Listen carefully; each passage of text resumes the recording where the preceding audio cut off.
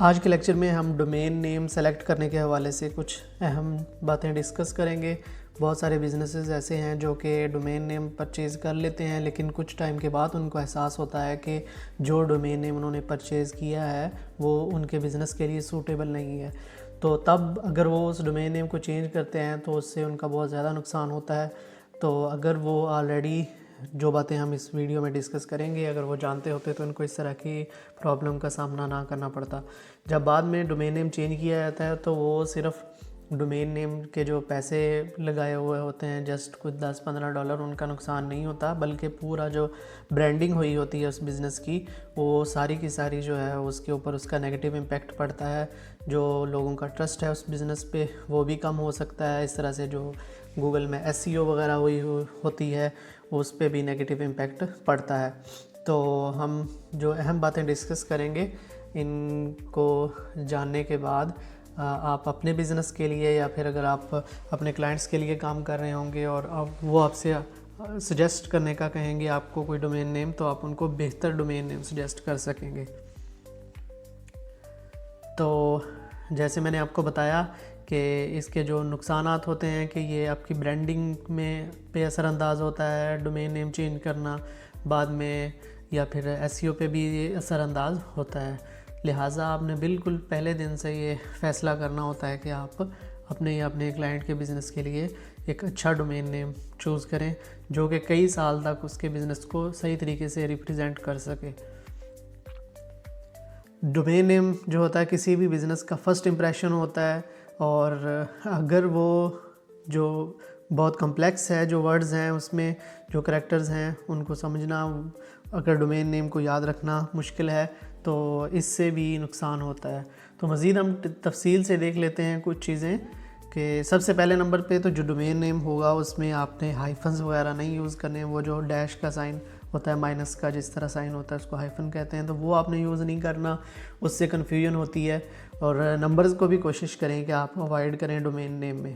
अगर आपका brand name ही कुछ इस तरह का है कि उसमें नंबर्स की बहुत ज़्यादा अहमियत है तो तब तो एक अलग बात है, लेकिन खामखा डोमेन नेम में नंबर्स ऐड नहीं करने चाहिए और ना ही हाइफन ऐड करना चाहिए। जो बहुत ही लंबे लंबे डोमेन नेम हैं वो भी यूज़ नहीं करने चाहिए।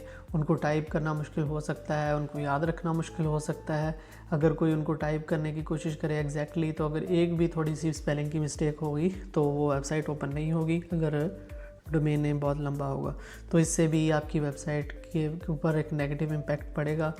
तो इसी तरह से आपने कोशिश करना है कि बहुत कॉम्प्लेक्स वर्ड्स आपने अपने डोमेन नेम में यूज़ नहीं करने, वो इजी टू रिमेंबर होना चाहिए।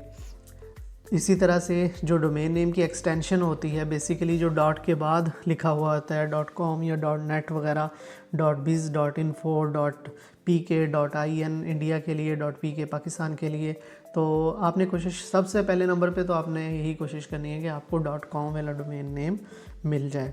अगर आपको नहीं मिलता .com तो फिर आप कोई किसी और की तरफ जा सकते हैं, लेकिन जो इस तरह के .biz और .info इस तरह के जो डोमेन नेम हैं इनके ऊपर जो विज़िटर्स होते हैं, वेबसाइट विज़िटर, उनका ट्रस्ट बहुत कम होता है। अगर आपका ब्रांड बिल्कुल न्यू है, आपका स्टार्टअप जो है वो उससे हर्ट हो सकता है। और इसलिए कोशिश यही करें कि जो भी आप डोमेन नेम चूज़ करें .com वाला चूज़ करें, या फिर अगर आपकी सर्विसेज जो हैं वो आप किसी स्पेसिफ़िक एक कंट्री में ऑफ़र कर रहे हैं तो फिर कंट्री स्पेसिफ़िक जो एक्सटेंशन है वो भी आप चूज़ कर सकते हैं। जैसे पाकिस्तान के लिए .pk होगा, इंडिया के लिए .in होगा, जर्मनी के लिए .de, इस तरह से ऑस्ट्रेलिया के लिए .au, इस तरह .uk जो है वो यूनाइटेड किंगडम के लिए है।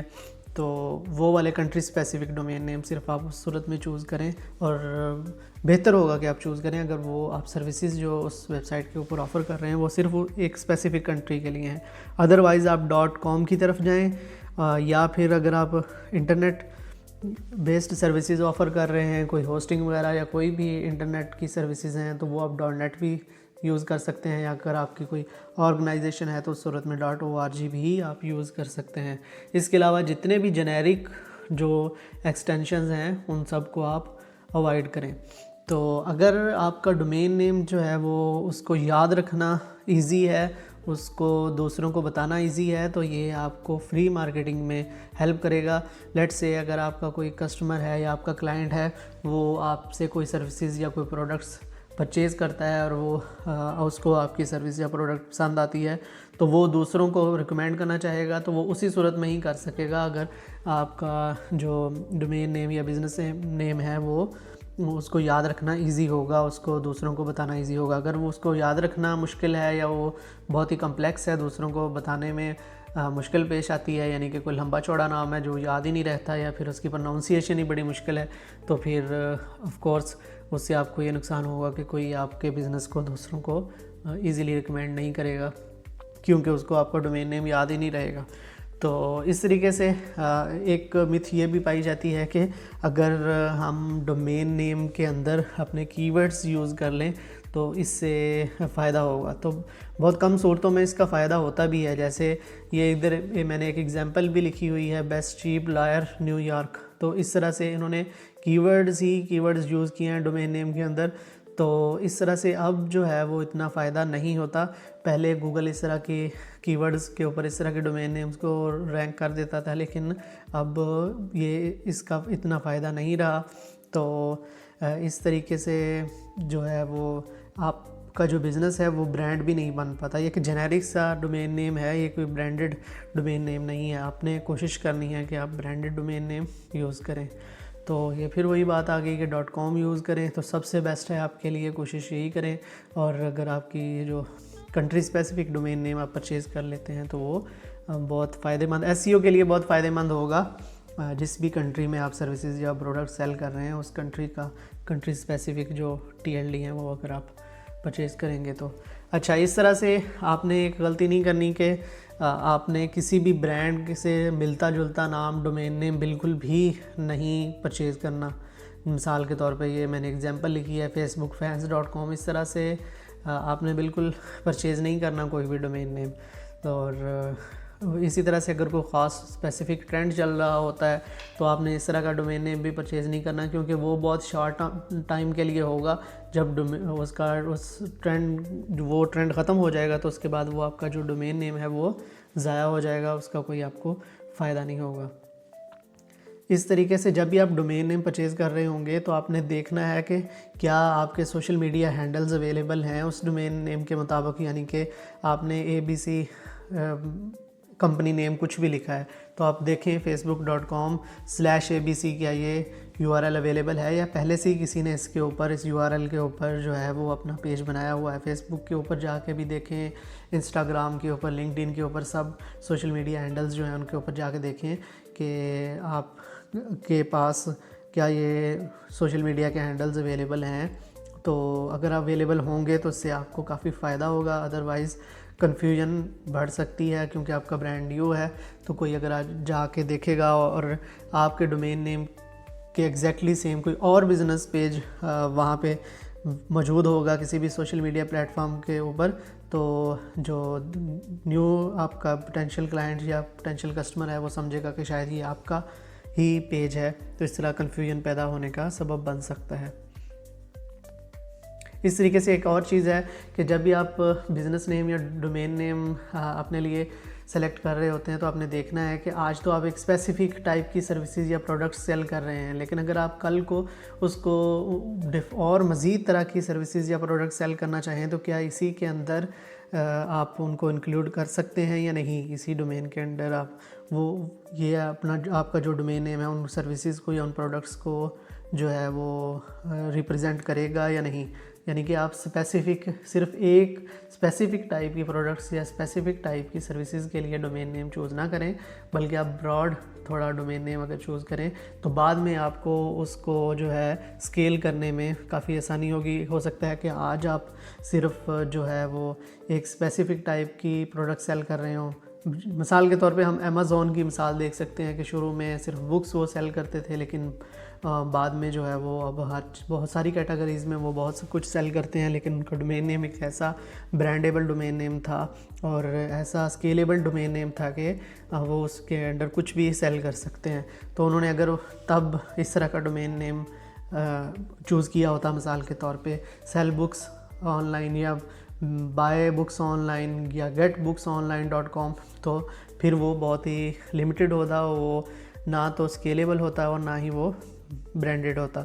तो आपने भी इस तरह के डोमेन नेम अवॉइड करने हैं और एक स्केलेबल और ब्रांडेड डोमेन नेम चूज़ करना है।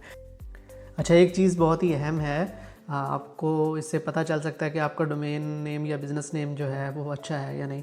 जब भी आप किसी को अपना डोमेन या बिज़नेस नेम बताएंगे, तो अगर आपको उसके स्पेलिंग भी एक्सप्लेन करना पड़ते हैं, तो इसका मतलब है कि आपने कोई कम्प्लेक्स या कंफ्यूजिंग जो है वो वर्ड उसमें शामिल कर लिया है। तो वो एक अच्छा साइन नहीं है। आपको इस चीज़ से पता चल सकता है कि आपका डोमेन नेम अच्छा है या नहीं है। तो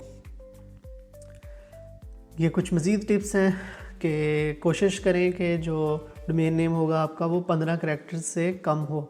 इस तरीके से ये भी देखें कि क्या जो आप आज अपना बिज़नेस या डोमेन नेम सेलेक्ट कर रहे हैं वो सिर्फ इस ईयर के लिए ही के बाद क्या उसकी वैल्यू होगी, या वो सिर्फ लिमिटेड कुछ टाइम तक ही वैल्यूएबल होगा।